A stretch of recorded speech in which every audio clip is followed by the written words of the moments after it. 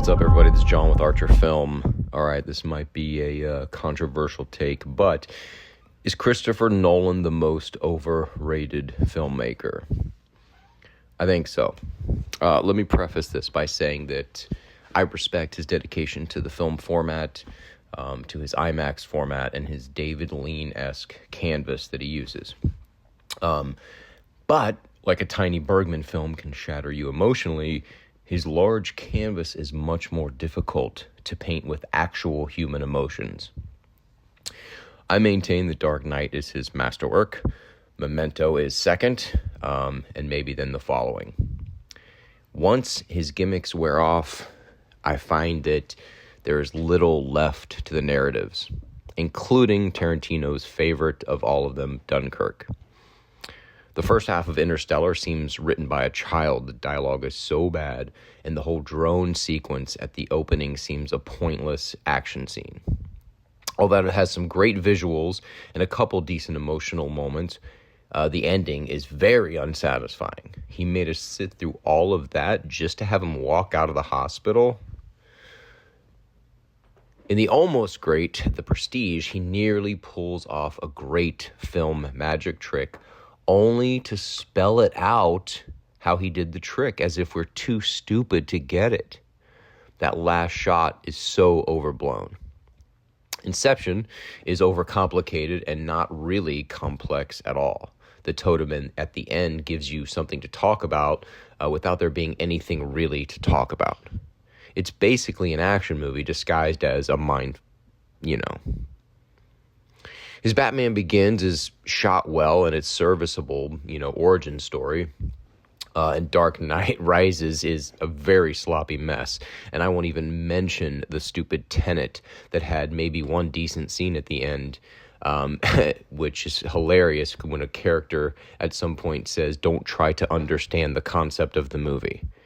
Well, now the director either doesn't respect the audience or he doesn't even understand the concept of the movie. Dunkirk was great. Like visually, the performances, it just has such a great look to it. But once the time gimmick goes away, upon the second or third viewing, it lacks any real depth or emotion, in my opinion. There are way better war films than that. I bring all this up because that's what the Odyssey looks like. Sure, it'll make $1 billion, maybe win some awards and secure Nolan as that guy, but I promise you it's not going to be impressive. Oppenheimer was great until the bomb goes off. That's when the movie should have ended, not 30 minutes more of people discussing what we already saw. Flashbacks or flash forwards of people talking about stuff we saw is bad filmmaking, unless it adds a deeper context, and in this case it didn't. It seems like every one of his movies, aside from The Dark Knight, has one major flaw like this. I haven't rewatched Insomnia because it was such a trash remake of a better movie. There are videos comparing the two, and I urge you to watch them if you don't believe me. The following, Nolan's first movie that he shot for a few $1,000s, may be his best movie. Ironic. A fun film noir with all the staples of the genre, but the fact that he did it so cheaply, to me, is his most impressive work. Give the guy $250 million to make a movie, and damn it, he's gonna spend it, I guess. I will admit, his movies usually have a great visual flair, his DPs, the soundtrack, of course, Hans Zimmer.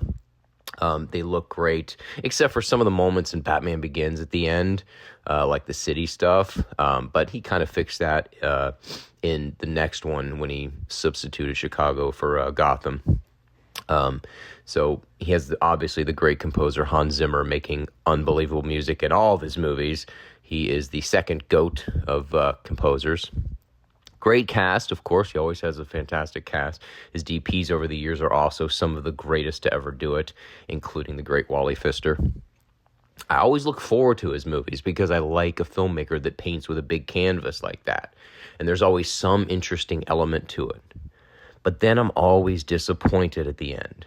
While he gobbles up the theaters and the box office and the audience's attention, I can't help wondering what all that money could do in the hands of a more exciting filmmaker, or 10 exciting filmmakers. All right, that's it for me. Let me know what you think about this. I will see you in the next video.